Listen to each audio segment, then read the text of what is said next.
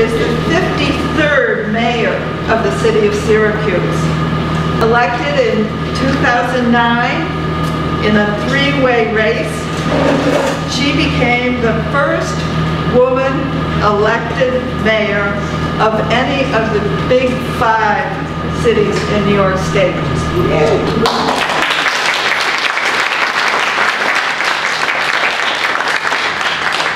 And at the time, she was just 39 years old. Wow.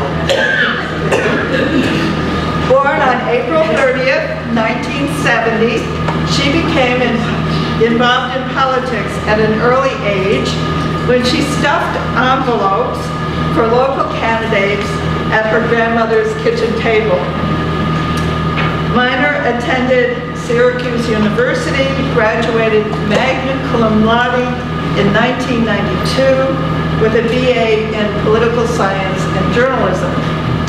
After college, she worked as the assistant upstate coordinator for Geraldine Ferraro for U.S. Senate, and then served as Central New York regional representative to Governor Mario Cuomo in 1994.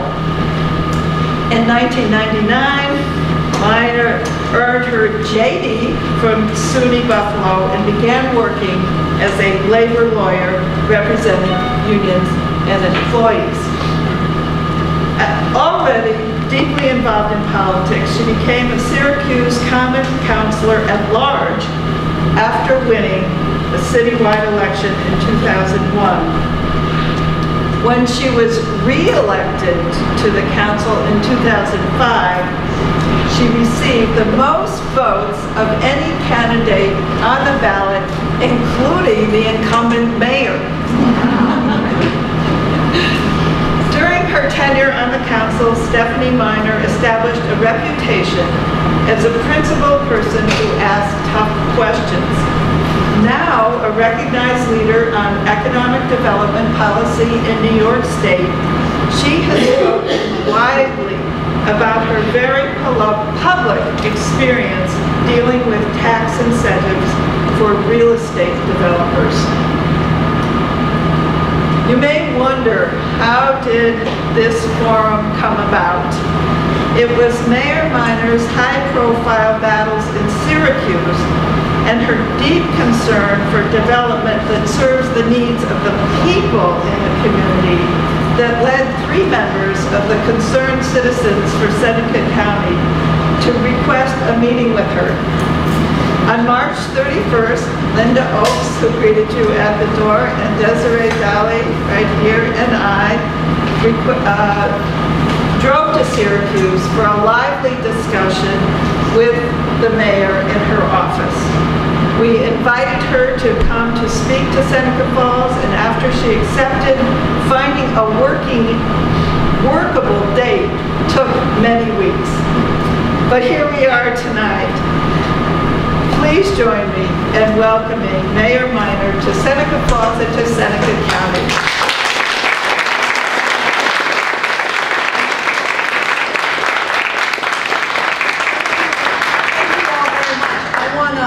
Congratulate you or commiserate with you that on such a beautiful evening you would come inside to hear a politician speak. So you are either very, very interested in the future or you truly need to have your brains checked. Lots of wonderful things, in particular those of us who know how fleeting summer is in upstate New York that we could be doing. But I am flattered that you came, and I was incredibly flattered that 3 of your forceful advocates sought me out, and that we got to talk about one of the issues near and dear to my heart, economic development in general and economic development in upstate New York. So what I'd like to do is I thought about this event, and I don't really know all of you, so I sort of took a guess as to what it is that you would like to hear from me. So I'd like to touch on a couple of topics and then open it up to questions. And then you can, then I can actually answer the questions, or we can have a discussion about what it is that you really want to talk about, or I can say to you, geez, I don't know the answer to that. So with that in mind, I wanted to talk about kind of where we find ourselves, both as a country right now and maybe even as a state.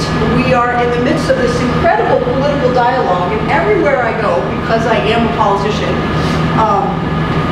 people ask me about the state of our democracy. And what does it mean when kind of with the political discussions that are going on now? And should we be afraid? Should we be hopeful?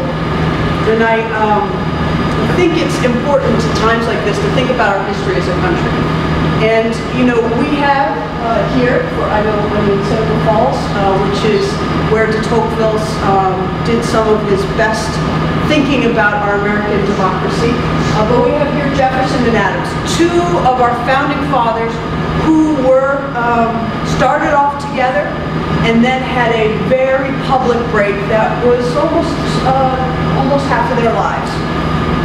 But while they were the forerunners of the Democratic and Republican Party, and they had friction points, Jefferson himself said that they were often separated by different conclusions that they had drawn from the same political reading.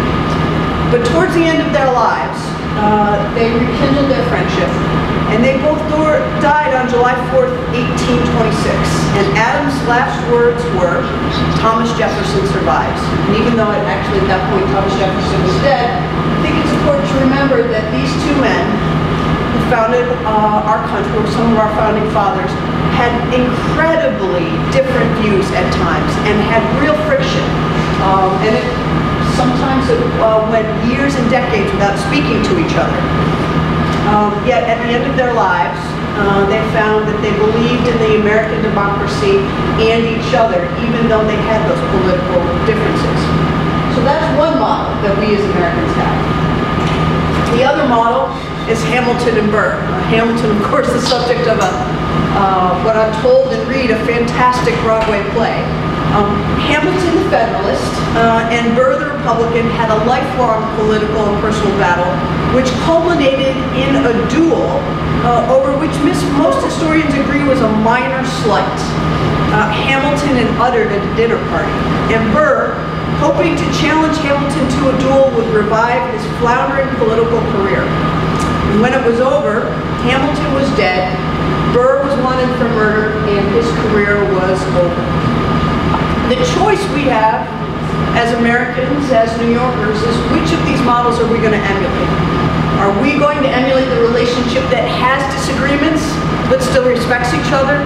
Or are we going to emulate the relationship that thinks violence and disagreements should become so personal that they will end lives and end careers? The answer to this question for me has been ingrained by the job that I currently have. It's my privilege to be mayor of the city of Syracuse, and that's City Hall. And in case any of you wonder if I'm there at that point, that is actually my Mustang right there. So my Mustang that I bring out as soon as we pass a budget. So this was at some point after May 31st of some year that we had passed the budget. But when you're a mayor, you quickly realize that there's no Republican way or Democratic way, as the old saying goes, to pick up garbage. And having been mayor for 7 years, I can tell you that there's no right way to pick up garbage either. That everyone has an opinion about everything. And I learned early on that the best way to handle that was to listen to everyone's opinion and then to try to figure out what the right thing to do was based on the information that I had. And so I became, if I wasn't when I was elected mayor, I quickly became an aficionado of data and information, because I learned that subjectively anyone can spin a story to make a decision seem easy. But the reality of most political decisions that we have these days is that they're very complicated, and that there are winners and losers in every choice that you make. But the way to make the right choice or the best choice is to look at the data with a cold eye and try to figure out how you can move ahead with that. So with that in mind, over and over again, we hear about the upstate economy. And every single survey since I have been in office and been politically active has always said that the top 2 issues in New York State and in upstate New York are jobs and education. In the upstate economic malaise, it's, as I have called it here, something very real to all of us. We know it, and we feel it in our bones, but we see it in the data as well. I often talk about what I consider the shocking statistic, that 50% of the children born into Buffalo, Rochester, and Syracuse are born into poverty. And because of the lack of economic mobility that has occurred in our state and in our country over the past 50 years, that means that they will die in poverty.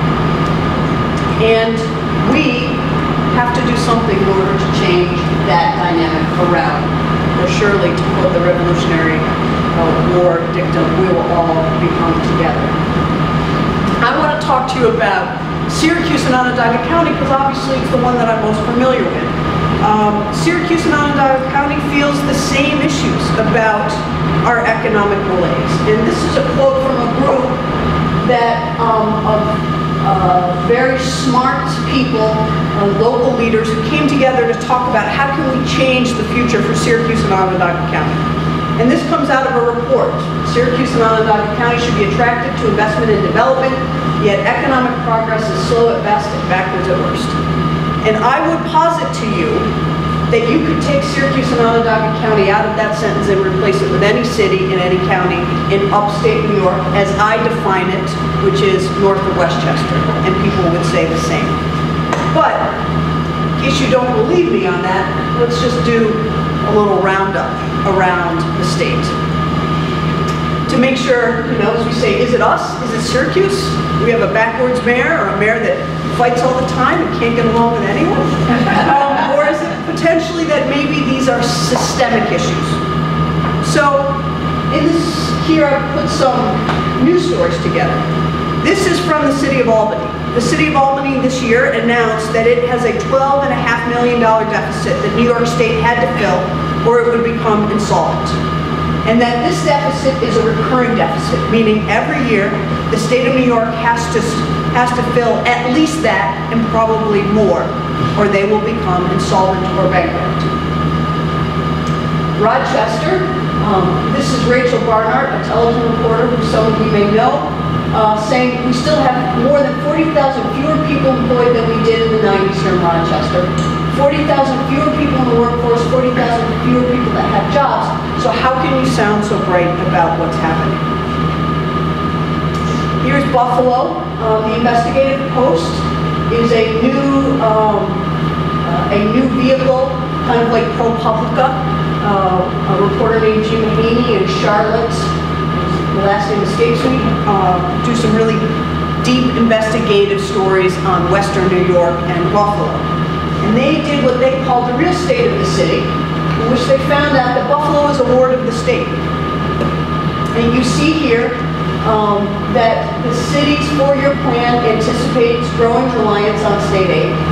And you can see how much of the revenues they, in fact, need from other governmental entities. Here is a Facebook post from the Erie County Executive, who thanked the members of the Amherst IDA who voted against giving additional tax breaks for a hotel project. Just quoting here. They did the right thing by rejecting the view that developers are entitled to a tax break. No one is entitled to a tax break, especially on a project that does not create new net economic benefit to the community. Great job, and thanks for joining the ECIDA by rejecting corporate handouts that benefit no one but the developers. I use these as an example. These are not things that I made up. This is just examples that frankly any one of us can find on any single day on any city or county in upstate New York. These are the kind of dilemmas that we're facing. So again, I posit the question, is it because upstate New York just has poor leadership? Is it because the mayors don't get along, county executives don't get along, the business climate is so bad? What is it? Well, the answer in part here is to, again, look at the data. There is a doctor at Cornell, Mildred Warner, who has done a number of stories, a number of research studies and stories about upstate New York and where we are. And here you can see here that this is from a presentation that she gave to a number of folks, both the New York Council on Mayors, Council of Mayors, and also other groups. And what you can see here is here is the U.S. average of cities. And then you have the New York State average. So what you can see is New York City, Ithaca, and Long Island are pulling up the average. But everybody else, Rochester, Westchester, Utica, Syracuse, we're all down below the average. And this is from 2013. So what do they all have in common? We have not recovered. And no matter what they say, that's where the truth is, that we have not recovered. And why is it that we haven't recovered? Well, one of the issues we hear a lot about are property taxes and how onerous our property taxes are in comparison to other states. Part of that reason is mandates. And you hear a lot about this, politicians like me bandy this about mandate relief, mandate relief, mandate relief. Well, this again is from Dr. Warner, and she found in her research that New York State has the second highest rate in the nation of pushing down costs to localities. What does that mean? That means that the legislature and the governor vote for a benefit and that they push it down and make the localities pay for that benefit. The classic example of this is Medicaid. All other states have the state either pays for it in whole or pays a significant portion of it. What happens in New York State is that they split it with the county level. And so what is our county property taxes are almost exclusively going to pay for our Medicaid rate. A rate, by the way, that your county officials here, my county officials in Onondaga County, have no way to control at all, because those are decisions that are made in all. So when you start to look at what makes up our property taxes and our onerous, if you will, property taxes, and why are they so higher, why are they so much more than other states across the country? It's because of the way that we fund Medicaid primarily. There are other reasons. The other reason is there are lots of other costs that they are pushing down to the localities. One of the ones that I talk about frequently are pensions. Pension costs, as the mayor of the city, every employee is a member of New York State Pension Fund, either police and fire, police pension fund, the fire pension fund, or everybody else. New York State decides what the benefit should be, how much people should pay, all of those issues. And then they turn around and they send the bill to the localities. Now when you don't, those of you who are parents, or maybe those of you who were children at one point, I think can understand what happens when you don't have to foot the bill, but you have the credit card. You make different decisions. And that is what I think we have seen here. That when you don't have to pay the bill, it's a lot easier to increase benefits or to think about things in a different context, or to simply say to localities, you know what, you need to pay less. You should tighten your belt, localities. Well, it is extremely hard for us to tighten our belts when 64% of all of our costs, at least, are mandated by state government. So, let's talk about economic development. So obviously, we need to have a growing economy. That's what we want. We're seeing from the data we're not having it. So what do we need to do?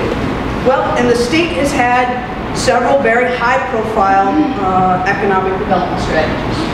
The first one that I cite here is Startup New York. I know all of you know about it because you cannot turn on your television without seeing an ad for Startup New York. So in the beginning, let's talk about data. So in 2014, the Startup New York came out with their report that said that they had, under that program, there were 76 jobs that were created. In March of this year, the Cuomo administration said that it had attracted 172 companies, pledging 4,000 jobs over 5 years. Now the 2015 data is actually due in a report on April 1st, 2016. And it's 60 days late. There is no report. The legislature has asked for it a number of times, and timing, as if people who are coming here today, yesterday the director of the program, Leslie Watley, announced that she was resigning effective July, and she was going to be leaving. And then the data shows $207 million since 2012 has been spent on ads for Startup New York and I Love New York. $207 million. In addition to this,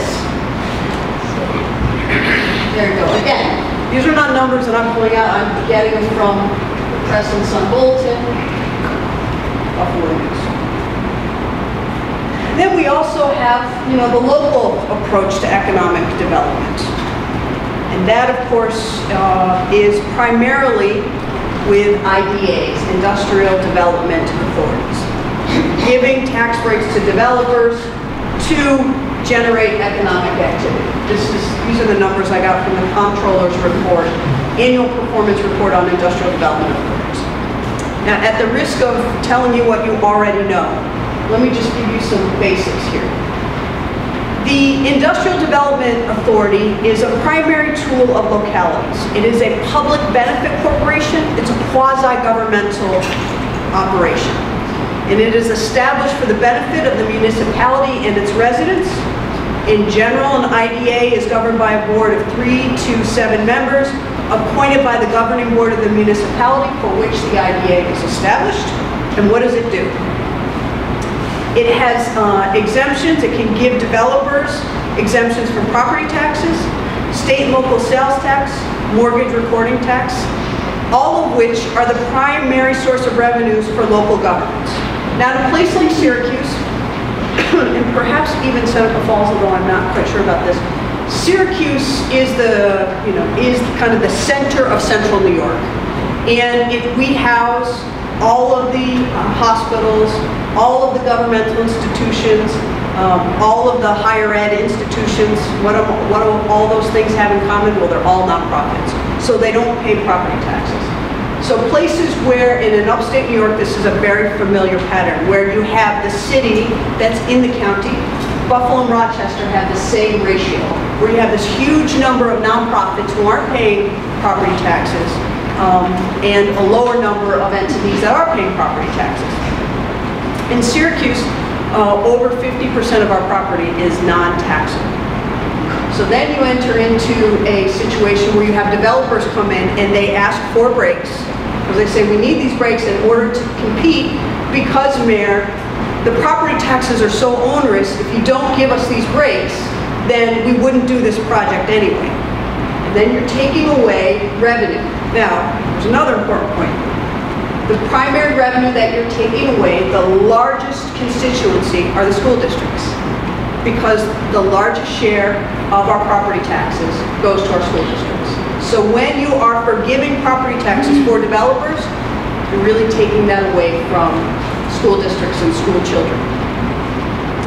But this is the only tool, candidly, that localities have to deal with what has commonly been known as these burdensome property taxes. And then, because we're in New York State, we have a lot of IDAs that have overlapping jurisdiction, which has led to a race to the bottom, where developers will come and say, Mayor, if you don't give me this property tax proposal that I want, I'm just going to go next door to the county, and they're going to give me what I want. So the IDA, as I said, these are public benefit corporations that are supposed to generate economic benefit in the form of well-paying jobs or new revenues for local government. What this report says is that since 2009, there has been a shift in the distribution of projects. There are fewer projects now in manufacturing, wholesale trade, or transportation, and there are more projects in services, construction, finance, and real estate. Frankly, operations that are not, over the long haul, sustainable or provide living wages, or operations that when their pilot is up, their payment in lieu of tax agreement will come back and say, we need to have another one to continue to be profitable. prior to 2008, New York State prohibited IDAs from assisting retail projects. Now this was briefly reinstated for a year in 2013-14. Why did they do that? Because they found, the legislature found, that retail projects do not increase the level of jobs available in a region or economic activity, as the project-related gains often come at the expense of other retail enterprises in the area. Again, I apologize, I'm going to be a little Central New York specific. Those of you who have had the great benefit of coming into Syracuse or Onondaga County know that at one time there was Great Northern, was a blossoming mall, shopping town was, the Fayetteville Mall was, and then as Destiny opened up, or as Carousel opened up, shopping town went down. As the Fayetteville Center, town center went up, the Great Northern Mall went down. And so you see this cannibalizing in the area. Also, not unimportantly, the jobs at retail establishments pay significantly less than manufacturing and professional jobs. So you are subsidizing these jobs. So what has happened? Well, the clever developers miscode projects. Let me give you an example. The Destiny project was coded as retail wholesale when it went to the IDA for its project. Now, if there were ever an establishment that was a mall or retail, it's Destiny. But instead, it has been classified as wholesale trade, wholesale trade, so that they could get the IDA benefits. With Destiny, though, brings me back to another point about how we can use data to look at and make comparisons about decisions.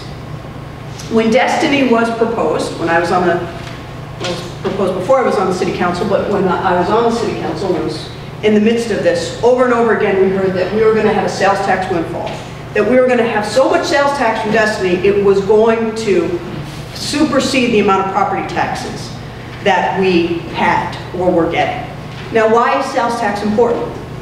Because it's the only revenue for government that's growing. The only one. Property taxes are flat, they're onerous and they're flat, and state aid is flat, and government costs, salaries, pensions, healthcare are increasing. So as a government official, you're between a rock and a hard place. You're looking for that revenue that's going to increase, and sales tax is the one where you can see actual growth, or you can try to prompt growth. So this is approximately what we gave up in property tax for the Destiny Mall. So it was $19.6 million a year. And of that, 8.7 was for the city school district. For a total for 30 years, which was the pilot agreement, was $588 million. Then we can look at where we've been for sales tax here. Now, this again comes from Comptroller DiNapoli, his Open Book, New York. You can see that we have not seen the kind of growth that would be an additional $588 million. In fact, the Destiny project expansion was, quote, finished in 2012, right here. So according to the logic that they told us, we should have seen exponential increases in these years, which we did not. In fact, 2013 it was plus 2.1%, 2014 plus 3.1%, 2015 plus 2.5, 2016 growth is projected at just over 1.5. Now, so I know somebody back there is saying, well, what happened here? 2005 to 2006. Were there like 7 malls that were opened up? What happened here is that the New York State Legislature allowed Onondaga County to have an additional 1% sales tax. And this is what its effect had. That's what's this growth. Not the economy, not anything other than the additional 1% that was granted. So there you can see that we haven't seen the windfall in sales taxes that we were promised. Well, what about jobs? Well, Destiny promised that there were going to be jobs for at $50,000 a year per employee for lots of employees. And Destiny says that they've actually created 5,500 jobs. Those are their numbers. We don't have any way to confirm that, but those are their numbers. So at $15 an hour, the average employee at Destiny would make $30,000. At $9 an hour, the average employee should make $18,000 an hour. So let's see what they actually make. Well, according, again, these are all statistics kept by New York State. According to the Department of Labor in Central New York, a retail salesperson makes entry level 18.9, median 21.7. That is below what the minimum wage that was just passed for parts of New York State would be. You can see also that that one is not exactly a living wage. So when you do the math, what you find out is we lost $19.6 million a year in taxes, and we pay approximately $3,563 per job every year for the benefit of the establishment. And those analyses don't even get into whether we are subsidizing those employees with health care and food stamps and some of the other issues. I bring this up. This is Destiny proposed that they were going to build a hotel, the Blades of Grass Hotel, 2007, Leaves of Grass, excuse me. $450 million hotel, 39 stories, largest building outside of New York City. They said they were going to build this to justify the 30-year pilots that they ultimately got. They said it was going to be nothing like it in the world, which actually was pretty true because nothing happened. In 2015 and 16, the Destiny developers came to the city and said they wanted a pilot for a new hotel. And we said, absolutely not. The numbers projected out. We don't think we got a community benefit. And by the way, you promised a hotel in order to get your original 30-year pilot. And so Destiny then said, okay, City of Syracuse, this is what we're actually going to build. And I just want to show you. That's what we promised to build. This is what we're actually going to build. And you won't give us a benefit, so we'll just go to Onondaga County. And the Onondaga County IDA said yes, gave them $48 million and approximately $7 million in tax exemption. It's a race to the bottom. So I will say this to all of you. As we're looking at a national conversation going on about a national wave of populism, where people are freely saying, both on the left and the right, the game is rigged. And after you sit down and watch this kind of presentation, you get a sense that they may be onto something, that parts of the game are rigged. And it does feel at times to a lot of us like it is rigged. But when I feel that way, I go back to this quote that I try to live by, which Mike Bloomberg said. What you've got to do is to be honest, say what you believe, and give it to them straight, and just don't wuss out. So all of us here in upstate New York have to be honest, give it to people straight. That includes elected office holders, both on the right and on the left, and don't wuss out, and make sure that you are part of the system to make it better for everyone that goes behind us, just like everybody did for us so that we could be here today. So that is, I went through that fairly quickly so that I could get to the point where I'm sure you all are much more interested in, which is, at least I hope you're interested in, which is questions. So I'd be happy to answer any questions that anybody has about this or anything else that may be on your mind. Yes, sir. Yeah, there's a statistic up there that showed a payment in various ways of over $3,600 a year per job. Yes. To the developers. And I'm wondering if that also looked at whether or not that was for whether those jobs are full-time or part-time, and whether there could possibly be additional costs associated with having to receive medical care not covered by part-time jobs, which most of them want to be. And if so, that would be an additional cost on top of the $3,600, which would kick it up to more like $4,600 or so.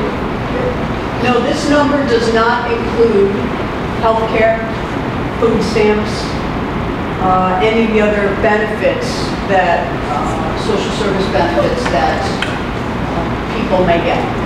So what you have then is essentially a Walmart approach to development, according to what they were proposing versus what they did. Correct. What their approach was, we will promise you everything, and we will only commit to basic big box stores. And then, so we'll promise you this for 30 years to get, $19.6 billion. And then when you get this, we'll say, well, we meant to do that, but this was all we could really afford, and we need more money for that. And because we wouldn't give it to them, Yes, because you wouldn't give it to us, Mayor, and you're against jobs and development, Mayor, and you're hard to get along with, Mayor, and we had to go someplace else because this is going to be a big thing. You know who's going to be staying here? Canadians. And Canadians are going to come down here and they're going to spend so much money here, and it's going to produce so much of what? Sales tax. That, that's why we need to subsidize this. And look, as I said, and I went through some of the others, but this is not unique to Syracuse or Onondaga County, although the Destiny braggadocio is probably unique to us. I mean, for me, I'll tell you this story. I got a call one day in the heat of all this battle, right, the heat of it. I got a call from a friend of mine who said to me, Stephanie, you'll never guess what. Destiny has announced that they're going to have a landing pad for rockets on the top of it, so that they can go to the moon and come back. Now, it's fanciful, right? At first I thought it was real, because I got so used to this. They were going to do an entire golf course under glass, and they brought in Arnold Palmer.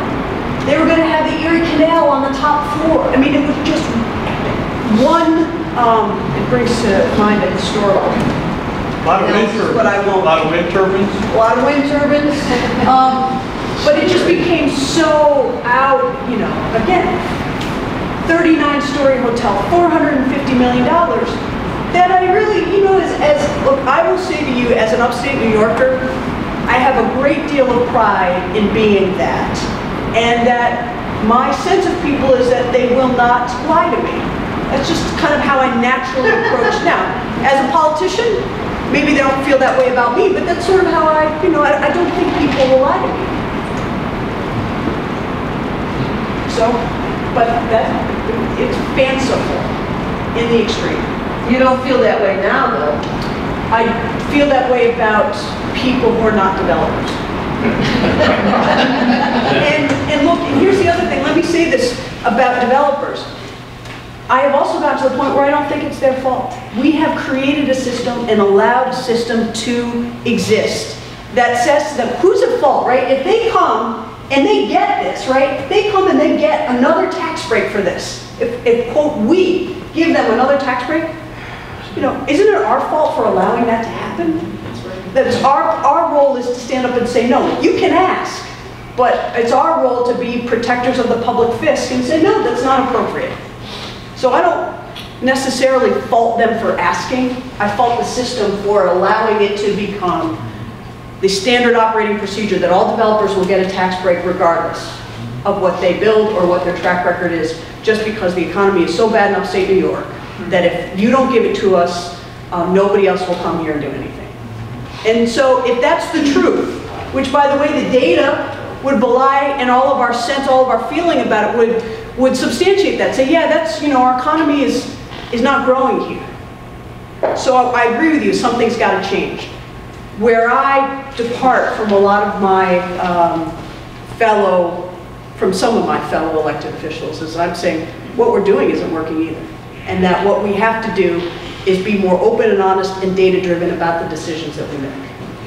So yes, sir. Yes, I have a question, is how do we bring the IDAs under control? Because what I'm hearing from you is that there is no control over them and they can do whatever they darn well want and spend our tax money and give it away and who cares? Well, So- we do. right. So what do we do to get them under control? So I have a painful answer for you, Great. which is democracy. What you have to do to get them under control is to be politically active and to stand up and say over and over again, I will not allow this to continue. You have to be a witness for change, and you have to say this is unacceptable. Now, also that means, and this is part where my fellow elected officials would slap me upside the head, this also means that when you get mailings or you get people saying this is so great and we have this ribbon cutting and that ribbon cutting, that you stand up and say, no, it's not. No, it's not. Some people say, oh my God, you're so cynical. And I just say, no, well, I'm not cynical, or the people I represent aren't cynical, but we're truth tellers. And this isn't the first time that we've been promised a magic bullet that hasn't worked. And we have high expectations. They're not being met. So don't stand, don't stand in front of some building and cut a ribbon and say that there are going to be 4,000 jobs here. Then around November, I get a mailing that says there's going to be 4,000 jobs. And then, I think, oh, this always happens. No, you've got to stand up and say, I'm not going to support people who do this. I'm not going to support policies, and I'm going to be open and active about it. I'm going to take my Wednesday afternoons, the first day of June, and I'm going to come to a meeting, and I'm going to say, it's not working, and you want to change a system, you got to be part of the system. And I wish there were a shortcut, believe me, but there's no shortcut. Yes, sir. 2 questions, Mayor. Your crystal ball 10 years out. And the second question is, I believe your term limited.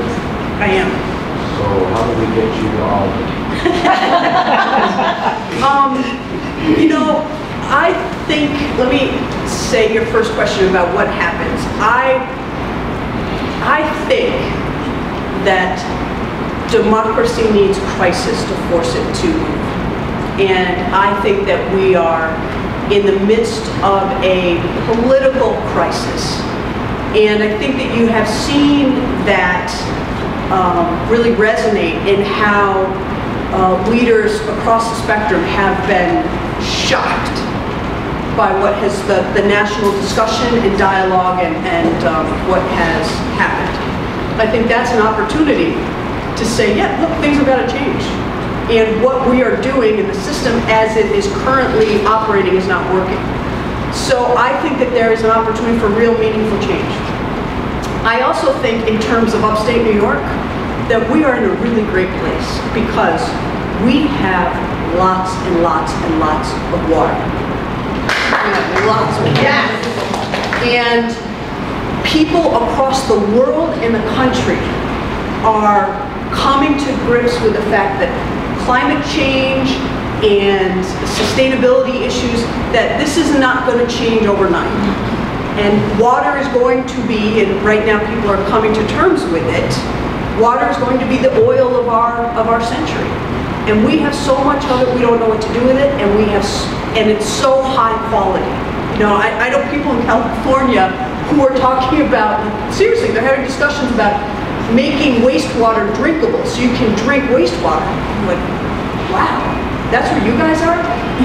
We got so much water, like, it just, in the city of Syracuse, we leak so much water, we don't even keep track of it, because we have so much of it, right? And people say to me, when I travel a lot, people are like, oh, Syracuse, you have so much snow. I'm like, yeah, and you know what? It's clean, it becomes water, and that's what all of you want. So I think that if we, in terms of public policy, if we make the right decisions, we use that as a marketable asset, and we start being honest about our public policies, and also start being honest as citizens that there are no magic bullet solutions. You're not going to do that, that we need to have real sustainable change, and we need to make investments, not short-term things that work for the political side. How about Albany? Yeah, I don't, I'm very happy in Syracuse, particularly right now. Very happy in Syracuse. And what the future holds for me, it's been an incredible privilege to be mayor of the city of Syracuse. And the reason that I have been able to be as outspoken an advocate on the issues that I have been, and have been able to tilt at windmills or take on dragons, depending on your point of view, is because my constituents have given me the support to do that. And that's another part of what I would urge you about your democracy. Support the people who are doing the right things. Don't think that they automatically think that you support them. Let them know.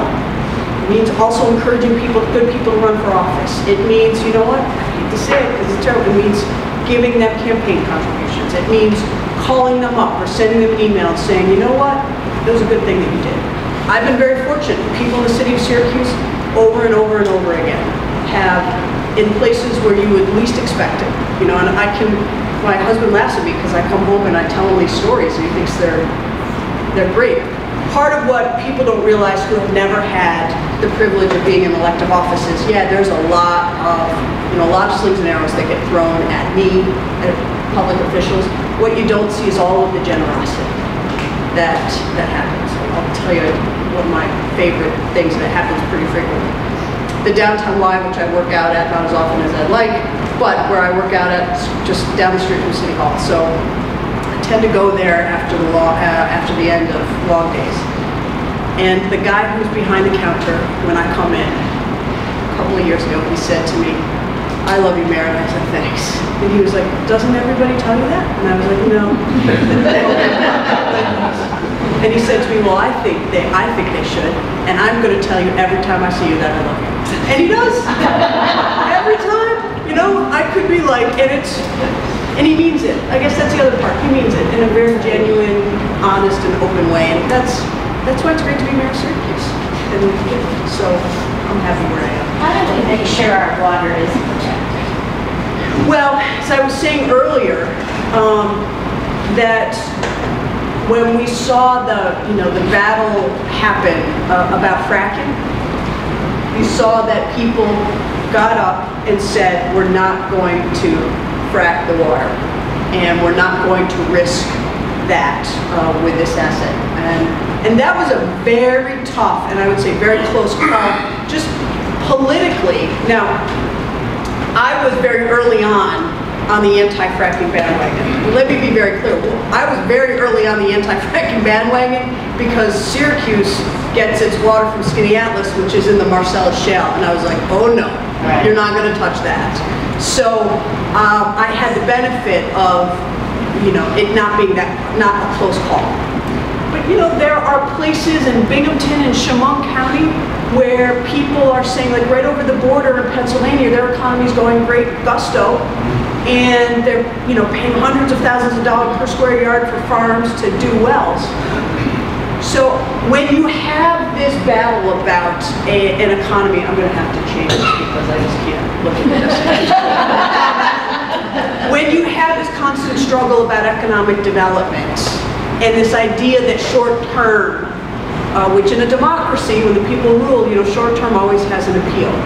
I thought it was a very tough political decision, just looking at the sides and the arguments. Morally, environmentally, I thought it was an easier decision. All of that is to say that I think the right thing happened because people came out and said, you're not going to touch our water.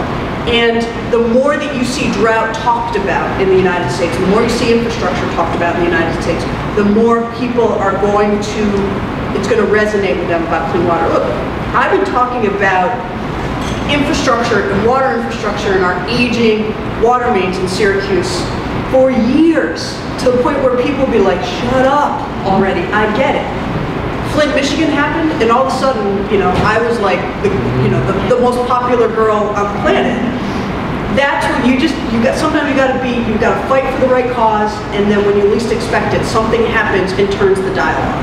Flint, Michigan happened, and all of a sudden you saw people across the United States say, wait a second, you could have a city's water system poisoned to save money, and the water system is It's like that, you know, and now all of a sudden you see people talking about, oh my God, we found lead in the water in Ithaca, and oh my God, you know, there's chemicals in the water in Peterborough, and Hoosick Falls, you know, so do the right thing for the right reasons, and eventually the current events will catch up. Yes, sir. How is Okra doing? So, I had a sense that this was going to come up. So let me say this. What did he say? How is Okra doing? Oh. The Onondaga County Resource Recovery Agency. I have appointees to Okra. Their executive director resigned fairly recently, so I think there's going to be a new executive director search. But I am in no way have a ability to talk to you in a meaningful way about solid waste and the issues of the landfill. I just Is they able to craft their laws? Excuse me? Is they able to craft their laws? I don't know the answer to that. Anybody else? Yes, sir. In an environment of political crisis, how do you maintain and stay on track with the strategic plan? That, I would tell you that you find good people and you keep each other on track and stay focused. And there is, misery loves company, actually people love company. And it's amazing what a small group of concerted activists can do. They can really, I think it's the Margaret Mead quote about you can change the world, you can. But it's easy to get disheartened. It's very easy to get disheartened. And that's what the status quo wants. You know, there is a reason it's the status quo, because they're, you know, have got a vested interest in things staying absolutely the same. So I would say to you that you support good people in all of the different ways that you can, and you know, when you get frustrated, I occasionally have an adult beverage.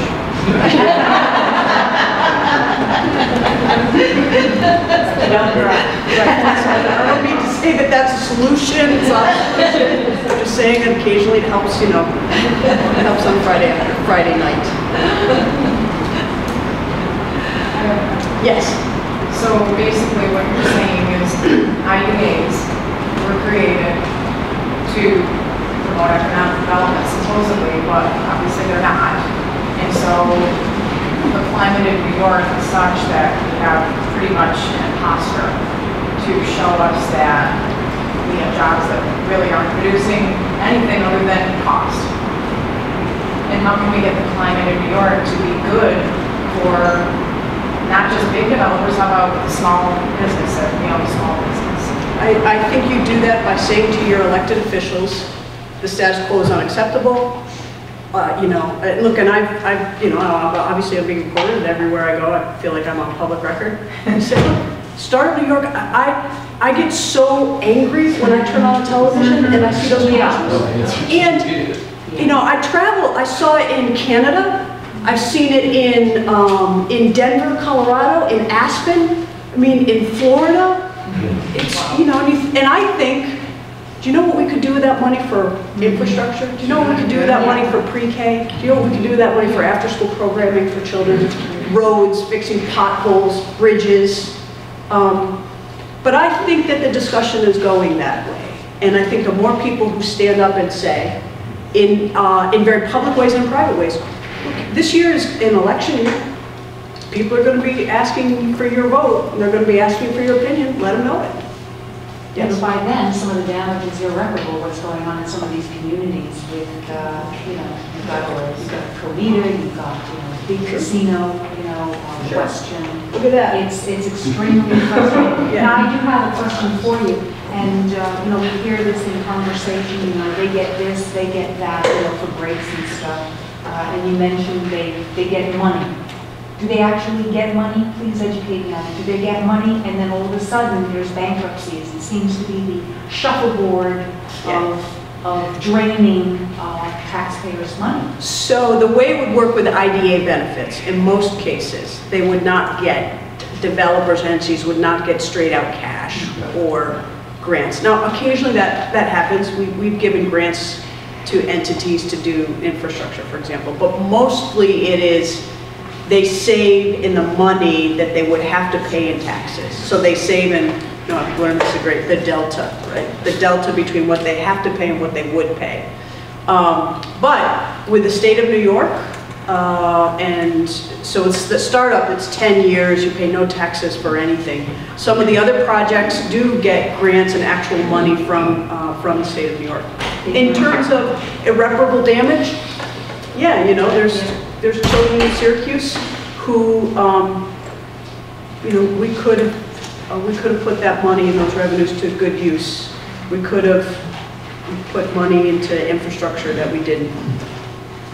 But sometimes you can't think about you can't cry over spilled milk, or you can cry a little bit and then wipe your tears and move. You just ended up with crumbling, abandoned buildings, and how does that help? Right, and then, but when you're faced with that, and somebody comes in and cuts a ribbon and says we're going to have 4,000 jobs, next week, that's when you have to say, wait a second, are we? Really, are we? Yeah, but it's a photo op, and that's what you see when you walk into the office. So we're just up against them having a good old time at our expense. There really should be tournaments all over the place of these people. I'm not saying I understand your position, and I'm subject to term limits, so I'm limited. Yes, sir. Well, a couple of things. First of all, I'm a county supervisor here in Seneca County, and I struggle with IDAs big time. But our own IDA, they make tremendous profits too, so I got to imagine your IDA in Onondaga County made a tremendous amount of revenue by penning these deals. Yep. I know in our county here, we have the new casino coming on, and to pen that deal, to give them an incentive, our local IDA will take in $1 million a year. And they aren't obligated to do anything with that money. And you kind of wonder where that money goes. If I understand it, based on the rules and regulations that we have to live by with our IDA, the city of Syracuse, you can only spend that money on economic development projects. So, for example, we had Say Yes to Education, the scholarship fund, that we were trying to figure out how can we get recurring money into that trust fund. Now, as part of the Upstate Revitalization Initiative that we won, we were told that $20 million, the governor and the county executive announced that they were going to take that money and put it into the scholarship fund, and that then it was going to be funded. So I want to say that. But it becomes onerous. So for example, if I said, or I have discussions like, geez, I want to put in new pipes or new sensors to look at the state of our infrastructure and our water mains, can we use IDA money to pay for that? That's not an easy question to answer. It's not an automatic yes. Or, can you use IDA money to fund a pre-K program? Probably not. I'm sure you probably can't use IDA money to help pay your pension bills or your healthcare bills or any of those issues, which is what I know as a local official we struggle with, because those are the big bills that absolutely need to get paid, and the first ones that come across your desk. Can they do a sewer line? It depends. It If there's depends. no sewer line going up your street and they're part of the community, can they do that? As an economic development, because it will bring in homes to be built? What I would tell you is that would be a question that I would go to the lawyers with and ask them. And that would be the argument, that I would make, and we would see if somebody else made it and if it was successful or not. So, the second part of my question, do you think IDA should be retooled or just thrown out with the... I think that IDA should be retooled, that you should have accountable elected officials sit on them. Yes. That's what I think. And now, that being said, your next question should be to me, hey Mayor, you appoint your IDA officials and only one of them is an elected official. But they're all answerable to me, and everybody knows that it's quote my IDA. So we are very accountable to it in the city of Syracuse. But when I was on the city council and the IDA was, they engaged in destiny deals and transactions, you couldn't find them. You didn't know where they lived. They didn't have phone numbers. You'd call them, and I was an elected official. You know, and I'd say, I want to talk to you about this. And they'd be like, yeah, I don't. And they'd hang up. And you'd say, how can that be? How can you take away $19 million a year from the city of Syracuse and not be accountable? And not even, or we just had a recent one, they had a public hearing and nobody on the IDA board showed up for the public hearing. That was allowed. That's happening here. Yeah. Status quo. Yeah, it's, you know, the lack, I believe that direct accountability makes your government better and stronger. Does it also make it more difficult? Sure. You know, would I like to be an overlord? Sure. A little transparency goes a long way as well. Yeah, yep, it does. It's hard to get that information without having to foil our idea. That's the one. Yep. But and the point is, if you had elected officials who were on those boards and made those decisions, they would be like, oh, you know, November's coming up, I got to make sure, or, you know, maybe people have run here, because there are people in Onondaga County who have run for years without opposition. That one time when they do a crazy deal and you put somebody up against them and hold them accountable for that deal and they go down, all of a sudden the world changes. Yes, sir. That's what the state law says regarding the creation of and maybe the dissolution of the IDA? So each IDA has its own separate authorizing resolution, if you will, from the state. And so you'd have to look at each one. And what it's essentially what they say is who is the governing authority that appoints those members. I'm not sure what it says about the dissolution of them. They can bond IDAs, and so because IDAs can bond, I think it would be very difficult to go into dissolution. Because once you have the ability to bond, that means you're on the hook for 30 years of payment. So you kind of get into this process. By making them more accountable, I guess, is maybe rather than dissolution, but changing the rules of operation. Okay, how do we do this? The state legislature. The state legislature. Or, you know, look, you have a friend in Tom DiNapoli who does the report on IDAs. I would suggest you bring Tom in if you haven't already, and you talk to him about your unhappiness with it, and talk to him about, I'm just looking for his report, and say, you know, you want these annual performance reports, which are online, fascinating reading. I say that seriously, they are. Particularly when you're feeling victimized by the IDAs, it's good reading to do.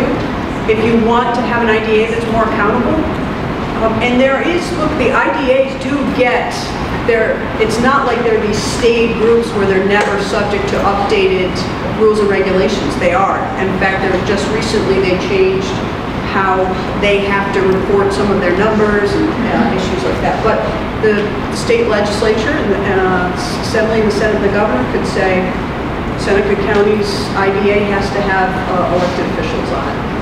But isn't it true that the appointing authority that puts the seats on the IDA has the power of approval? Yeah.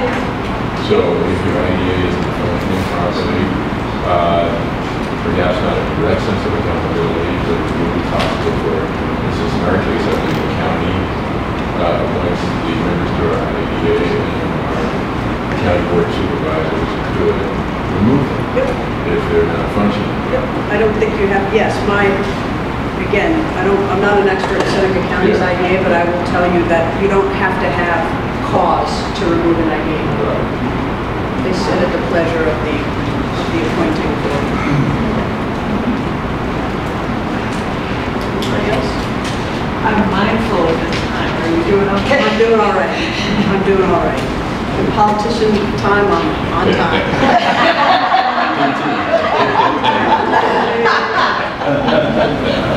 Well, thank you all very much. Thank you so much.